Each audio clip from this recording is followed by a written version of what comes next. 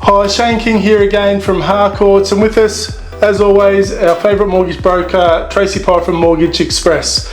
So this time around we wanted to have a chat about buyers that are getting ready to buy, what they need to do, who they should talk to, so when they are in a position to buy a property, everything's ready to go in terms of their finance. So Tracey, for buyers in the market, they find a right property, there's nothing worse than going to make an offer on it and finding out they're not quite ready, not in a financial position to buy. So what should a buyer do to get themselves ready for when that opportunity arises? First thing they should do, Shane, is talk to their bank or their broker and get an idea on what their borrowing capacity is, because there's no use going out looking at those houses that are $800,000 and your borrowing capacity is around $600,000. So obviously with the recent interest rate rises, your borrowing capacity is much less than it would have been 6 months ago. Yep. So that would be my first point, is say go and get a pre-approval in place. Okay, so to get a pre-approval in place, you sit down with your bank or your broker.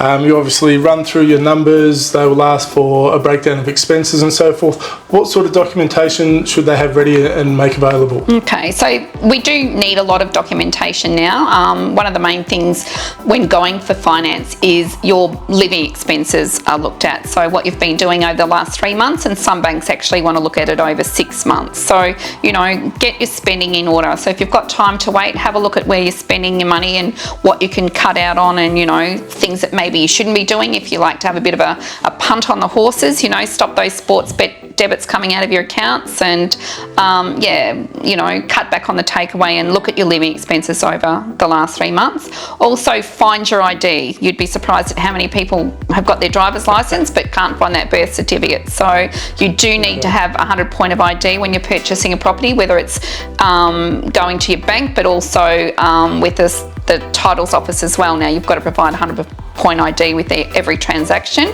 So find your passport, find your birth certificate, marriage certificate if required. If you've changed your name, so you've been divorced, you might need your divorce certificate as well. So yeah, find all of those documents. So obviously a bit of documentation proving who you are makes sense, but that's a very valid point to consider your discretionary spending.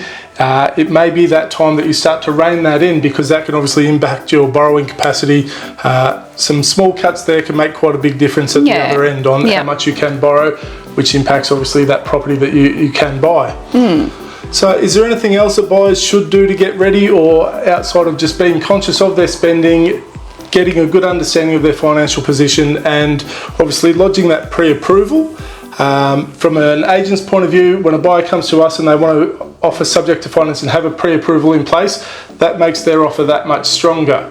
So with a pre-approval, is there a rough guide? Obviously it can vary bank to bank on how long it should take to turn around a pre-approval. Pre-approvals, again, it's, as you say, from bank to bank. So you might get a pre-approval within 24 hours. Some lenders might be a week to 2 weeks. Not every bank fully assesses pre-approval, so that's something to be aware of as well. Okay. You might actually get an auto pre-approval, the same as if you're doing something online yourself, and then when you actually do provide all the documents and it goes to an assessor, you might get a different outcome. So be wary of that as well. Are you getting a fully assessed pre-approval? Okay, so obviously different types of pre-approvals. Some pretty useful information there, just having that solid understanding of what you can and can't do from a financial point of view, being ready to buy. Yeah. All right. Excellent. Thanks very much for your time, Tracey. Shane. If you do have any questions, please reach out to either myself or Tracey, or we'll catch you in the next video. Thank you.